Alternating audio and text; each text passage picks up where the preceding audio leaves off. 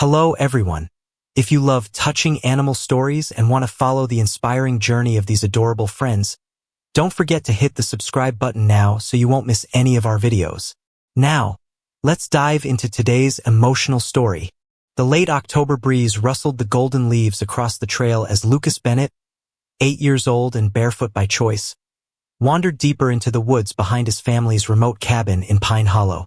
With his sketchbook tucked under one arm and a pencil behind his ear, Lucas wasn't looking for anything, just listening to the forest the way only a quiet child could. His father, Daniel, had always said, "Nature speaks to those who slow down enough to hear it," and Lucas had learned to listen well. But today, what he heard wasn't the creak of branches or the chirp of sparrows. It was something else. A sound, barely there, so soft it might have been part of the wind. A whimper. Lucas stopped mid-step. His breath caught in his throat. He tilted his head, waiting. For a moment, all he heard was his own heartbeat and the distant rustle of leaves. Then it came again. A faint, pained cry, like someone crying, but trying not to be heard. He turned instinctively toward the sound, his boots forgotten on the porch, his sketchbook tucked hastily into his backpack. Pushing through the underbrush, thorns snagged his sleeves, but he didn't stop. His small hands gripped branches, his heart thudded with urgency. Someone was in trouble. When he broke through the last row of saplings, he saw her. A German shepherd, large and trembling, caught in a twisted mess of barbed wire and brambles. Her fur, once likely thick and beautiful, was now matted with dirt, dry blood, and leaves. One hind leg was pulled at an unnatural angle, her belly round and heaving with labored breaths. Lucas froze, not from fear but from the weight of the moment. The dog lifted her head just slightly, eyes locking with his. Big, brown, pain-filled eyes, but not wild, not aggressive. There was something else in them, something that made the breath catch in his throat. Trust. He moved closer, slow and low, whispering, "It's okay. I see you. I'm here." She didn't growl, didn't flinch. She only watched him, letting out another broken whimper, softer this time, like she'd been waiting for someone to find her. Lucas sank to his knees beside her, heart thudding. He reached out with one trembling hand and gently brushed a thorn from her fur. "You're not alone anymore," he whispered. Lucas didn't know much about wounds, but he could see she was hurting badly. The barbed wire had dug deep into the flesh around her leg, and every breath she took made her body tremble. Yet she didn't resist as Lucas moved closer, inch by inch, his hands trembling. "I'm gonna help you," he said softly, "but I have to go get something first. Promise me you'll stay." Of course, she couldn't speak, but the dog's eyes followed him, steady and trusting, as he stood and backed away, running as fast as his bare feet could carry him back to the cabin. Inside, his father was asleep on the couch, exhausted from a double shift at the lumber yard. Lucas didn't wake him. He went straight to the kitchen drawer, grabbed the old first aid kit, a bottle of water, and an extra turkey sandwich from the fridge. Then he took his favorite fleece blanket, his mother's, the one that still smelled faintly of lavender, and rushed back into the woods. The dog was still there. She hadn't moved. "Good girl," Lucas whispered, dropping to his knees. He set the supplies beside him and slowly unwrapped the sandwich, tearing it into pieces. The dog sniffed the air, ears perking slightly. When he offered a piece in his open palm, she took it gently, her teeth barely brushing his fingers.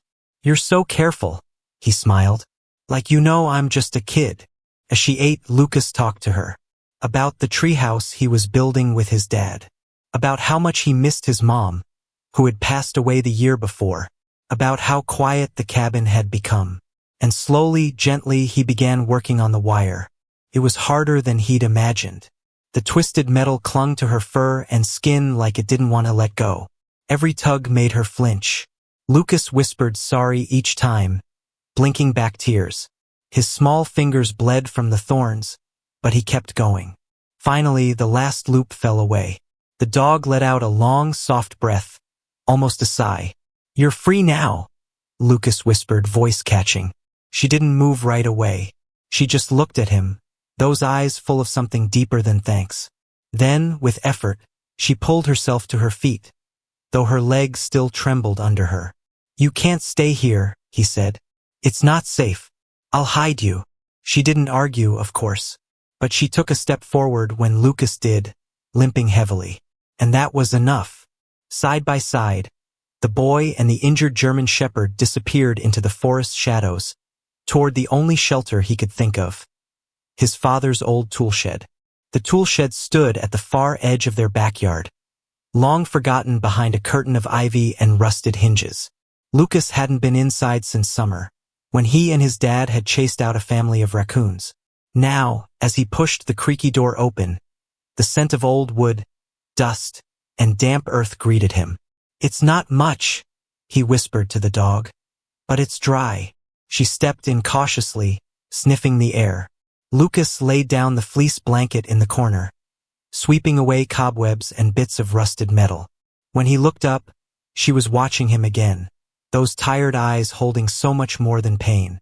There was something maternal in her gaze now, something deeper than simple survival. "You're gonna have puppies, aren't you?" he asked softly. She lay down slowly, curling her heavy body onto the blanket, letting out a low groan. Lucas knelt beside her, brushing her fur gently. "You don't have to be scared anymore," he said. "Not while I'm here." Back in the house, Lucas moved like a ghost. His father was still asleep, and Lucas didn't want him to know. Not yet. Not until he figured things out. He filled a bowl with water, grabbed leftover chicken from the fridge, and found an old flashlight from the kitchen drawer. The rest of the day he stayed by her side. He talked, drew sketches of her, and even read her the storybook he usually kept to himself, his mom's favorite fairy tale. The dog, whom he quietly named Grace, rested with her head on her paws, eyes half closed but alert. Each time he paused, her ears twitched, urging him to continue. As the sky deepened into evening and shadows stretched across the backyard, a chill settled in the air. Lucas wrapped another blanket around Grace and whispered, "I'll be back tomorrow, I promise." He stepped outside and was about to close the shed door when Grace suddenly lifted her head, ears up, body tense. A low growl rumbled in her throat. Lucas froze. "What is it?" he whispered. He followed her gaze toward the woods. At first, there was nothing, just the usual sway of branches. Then a sound, a crack, like a branch snapping under weight. Lucas's heart pounded. Was it an animal, or someone watching? Grace didn't move from the doorway. She stayed there, her injured body rigid, her eyes locked on the darkening forest. Lucas reached out and laid a hand gently on her back. "Don't worry," he said, more to comfort himself than her. "It's probably just a deer." But deep down he wasn't so sure, and neither was she. Lucas barely slept that night. He kept thinking about Grace, alone in the shed, injured and alert, and the sound in the woods, a sound that didn't belong to squirrels or deer. It had felt different, like someone was there. By morning, he had made up his mind. Before his father woke, Lucas slipped out of the house, arms full of supplies. Warm food, a clean towel, more gauze from the bathroom, and the flashlight. Dew clung to the grass, soaking his shoes as he hurried to the shed. When he opened the door, Grace was awake, tail thumping weakly. But her eyes, they were different, wide, alert. Lucas dropped to his knees. "What's wrong?" Then he saw it. Grace was panting fast, too fast.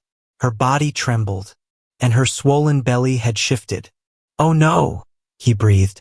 "You're having them now." He didn't panic. He remembered how his mom once helped a stray cat give birth on their porch. He remembered her calm voice, the towels, the warm water. "I got you," Lucas whispered, grabbing the towel. "We're in this together." The next hour felt like forever. Grace whimpered and shifted, her body racked with effort. Lucas wiped sweat from her face with the towel, speaking softly the whole time. "You're strong. You're amazing. You can do this." Then, finally, a tiny, slick form slid into the world.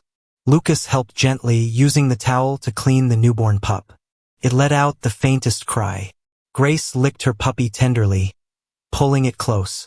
A second came minutes later, then a third. 3 tiny lives. Breathing. Safe.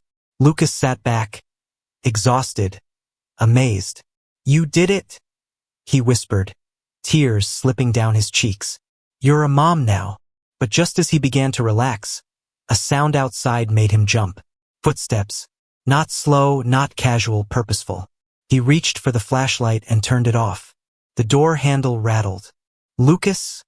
A voice called. "You in there?" It was his dad. Lucas's heart pounded as he stepped out, trying to act calm. His dad looked confused. "What are you doing out here so early?" I found her," Lucas said. "She was hurt. She needed me." His father looked past him, into the shed, where Grace now curled around her newborns. For a long moment he said nothing. Then, quietly, "You helped her deliver those puppies?" Lucas nodded, eyes brimming. "She saved me too. I think someone was watching us last night." His father sighed deeply and knelt down beside him, laying a strong hand on his son's shoulder. "You did a brave thing, Lucas. Kind thing. I'm proud of you." They moved Grace and the puppies into the warmth of their home, setting up a space near the fireplace. Lucas stayed by her side, watching her rest with her little ones tucked close. In the weeks that followed, Grace recovered quickly. Her leg healed, and her eyes sparkled more each day. The pups grew strong, playful, and healthy. But the bond between Lucas and Grace, that remained unbreakable. She had come into his life through pain and shadows, but she brought light. And from that moment on, Lucas never felt alone again. This story is more than just a tale of a boy and a dog. It's a reminder of the quiet power of compassion, the courage found in unlikely hearts, and the deep, unspoken bond that can exist between humans and animals. Lucas, though just a child, showed bravery far beyond his years. He listened to his instincts, followed his heart, and acted when it mattered most. In doing so, he didn't just save a wounded dog. He helped bring new life into the world, and gave Grace and her puppies a second chance. And Grace, despite her pain and fear, trusted a stranger. She protected, endured, and gave everything for the lives growing inside her. She reminded us that love and loyalty aren't bound by words, but by actions. The story tells us that sometimes the strongest protectors come in the form of the smallest hands or the gentlest paws. Teaches us, always choose kindness, even when no one is watching. A listen to the voiceless. They may be crying for help in ways others ignore. True heroes are not always grown-ups or superheroes. Sometimes they are children with open hearts. And sometimes the one you rescue ends up rescuing you.